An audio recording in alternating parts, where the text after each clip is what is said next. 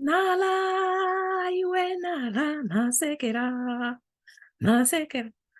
When we are happy, we dance. So we are entering this video with a dance. Woohoo! It's gonna be great.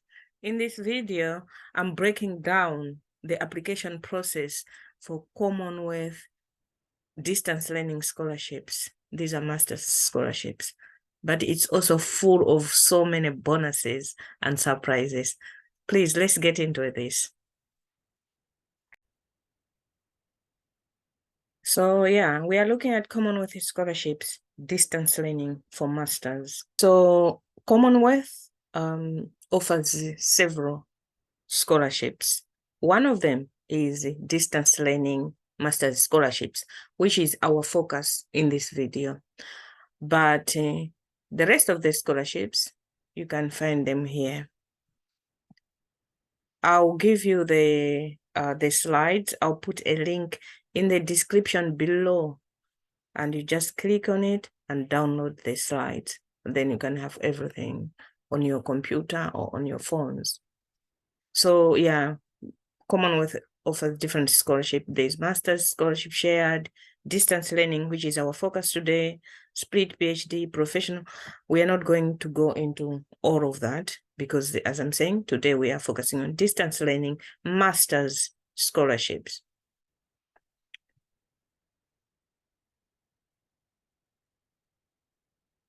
So eligible countries, you need to find out if your country is on the list, and this is how you're going to find it.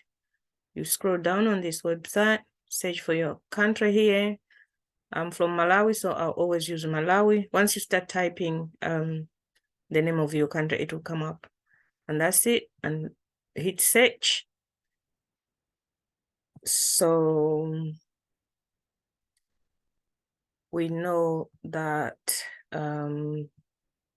Malawi Commonwealth Distance Learning Scholarships, Malawians can apply for this, and then you click on more.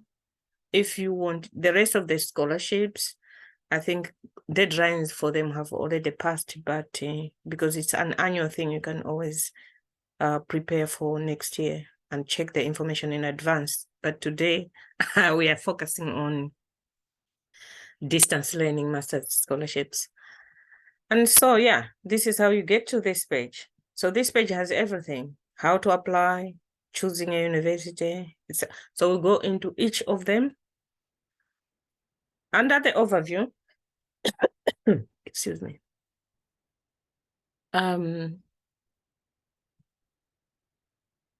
They're talking about different things, including the intended beneficiaries. Distance learning scholarships are for candidates from eligible low and income Commonwealth countries to take part-time taught master's study with the UK universities while remaining in their home countries. So they are distance learning. You're not going to travel to the UK, but although the universities are based in the UK. And so how to apply? The closing date is 28th of March. This you need to note it down, otherwise you're not gonna you're gonna miss the deadline. We don't want that. This is the application form. It's here. We'll come back to it. You need to find out the courses first. So it has eligible courses, but because we are going one by one, let's go into this now. Choosing a university course.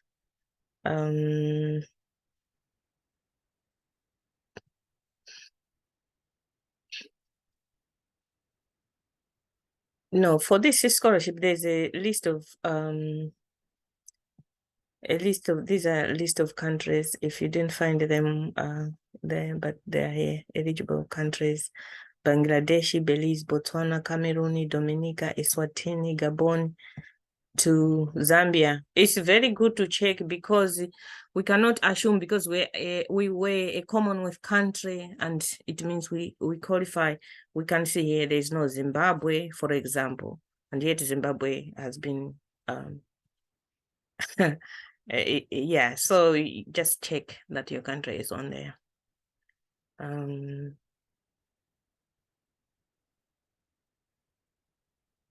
Let's get to the courses first here.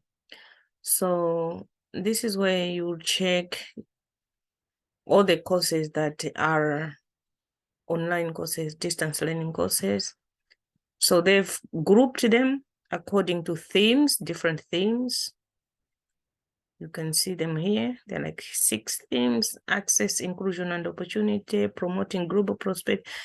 So you can just go through all of them in case you find the one you are looking for, or if you already know what you are looking for. Yeah, there's Master of Science at Open University. And then these global health, medical leadership at different universities. So once you find what you are looking for, whether it's in peace and security, these are the courses, Master in international health. Once you found what you're looking for, you apply with that university. For example, this I just clicked on Oxford. The course will be here. The information about how to apply for university admission is separate from the scholarship that we're talking about. So check if the university is still accepting applications for the course that you have chosen, because you cannot apply a scholarship in vacuum. A scholarship, you have to have an idea of where you're going to take up that scholarship. You can be given the money million times, million pounds, but if you don't have a university where to study, it doesn't mean anything. That scholarship doesn't mean anything. So always check with the university where you want to study, their application dates and stuff. So if you chose this one and it's Oxford, we know Oxford applications happen quite earlier, especially applications in Oxford, maybe they open between September and November, or September and December, somewhere there. But if it's still open for this course, you can also find out. If it's not, then you cannot apply for the scholarship based on this course. So I just wanted to emphasize on that. Let me see if we've missed something on here. Okay, yeah, that's that basically. Like, you choose the university you want to apply. The university will have its own application, how to apply for admission for the course. Like we are on University of Edinburgh here, they have their own application process. If you want Masters in Family Medicine, which is a distance learning course funded by Commonwealth Scholarship, Distance Learning Scholarships, then you would apply for this. And they're saying applications for 2023 are now open. We look forward to seeing your application soon. So it means for this course, you can apply. So yeah, you just need to do a bit of work to find the course that suits you, which is still open for applications for admission. The scholarship application process is what we are focusing in this video. So let's go back to it.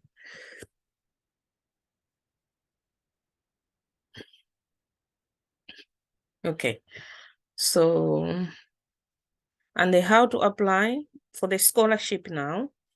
University, that's a separate application process. We need to do things concurrently here because the deadline is 28 March. So submit your admission application. Actually, if you have everything, applications, you can submit the same day. If you have reference letters, you have transcripts, you have everything ready, you just tweak personal statements and stuff like that and submit.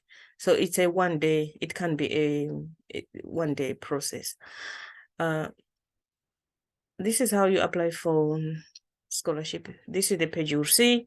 You're a new user, you need to go to a new user, create account first. So you click here, you put in email address, create a password, and submit. After that, you can always log in. If you're a returning user, then you can just come back to it and log in. So this information on how you can apply is also under this banner, how to apply. We've gone through that, eligible countries, completing the application form. Okay, the questions are here. This is why I'm saying this can be a one-day process as well, because they've given the questions in advance. So you can write all your ACs based on what they have asked you here. And then when you're filling the form, once you've created your account, when you're filling the form, it's just copy and paste, copy and paste, copy and paste. They've made it very easy, which is great. Just make sure you read everything and you respond to everything. Don't be sending blank spaces.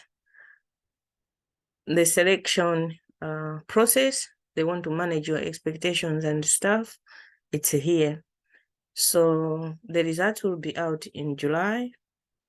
And some of the universities, you need, after you have applied to both university and the scholarship, you need to inform the university once they've given you offer of admission to say, I applied for distance learning scholarship. I wonder how the nomination process goes. If it's not there on the website, because some websites I've checked, it's not there. The information is not there. For example, I was looking at Open University. There's a course funded by Commonwealth, but the information about this distance learning school is not there on their website. So for me, what I would do is, once I've been given admission, I know they've accepted me based on my application to study with this university, then I'll go and inquire about the scholarship that I also applied this based on this offer, because you are on the list for the Commonwealth Distance Learning Scholarships. Number 2, selection criteria includes academic merit of the candidate. The keyword here is merit, academic merit. So in the world of scholarships, I think there are 3 words that are used. Sometimes they are used interchangeably. There's scholarship, which is usually given, it's based on merit, your academic standing, your grades and stuff like that, scholarship. Then they will have bursary. Bursary is given based on need. You can't afford, here's the money, because of your circumstances. Number 3, there's award. An award is a combination of a scholarship and a bursary. You can be good, you can be poor, you can get an award. But most of the time, they're also used loosely. So it can be a scholarship, but maybe they don't focus much on the merit. But usually, merit will come up if it's a scholarship. So for this one, we are lucky they have also added the potential impact of the work on the development of the candidate's home country. So who are you at the moment? What are you doing? That is also what will influence this scholarship, because they are seeing potential that even after acquiring this degree, this will mean that you even have more impact in your area of work, in your area of influence. Okay, we've talked a lot here. Let's move on.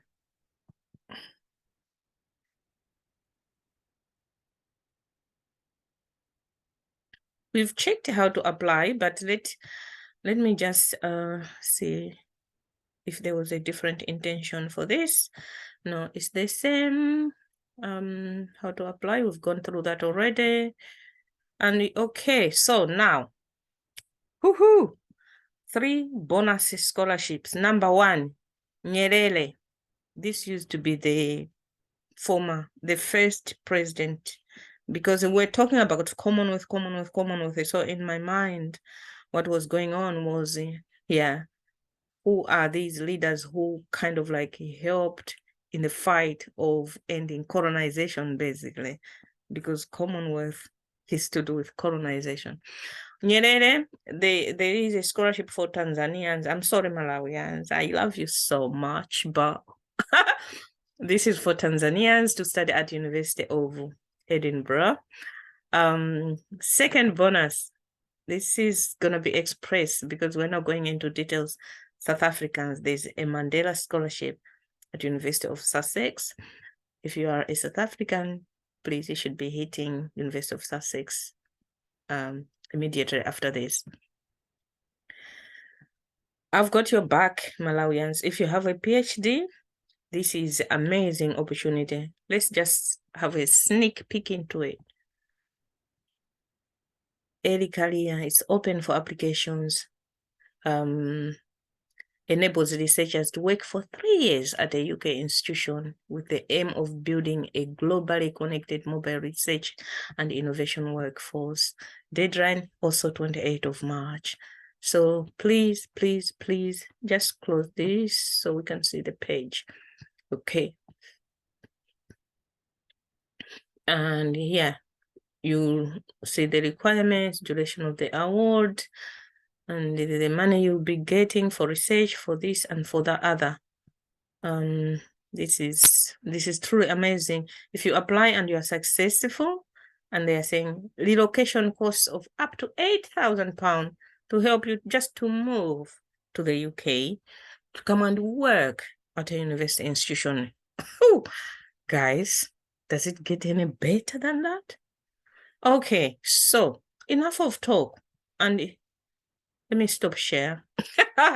Here we go. So I hope you enjoyed the video. If you did, please, and I'm begging you, subscribe to my YouTube channel. I want you to subscribe so that YouTube can recommend to as many people, and then as many people can benefit from my content. Thank you very much.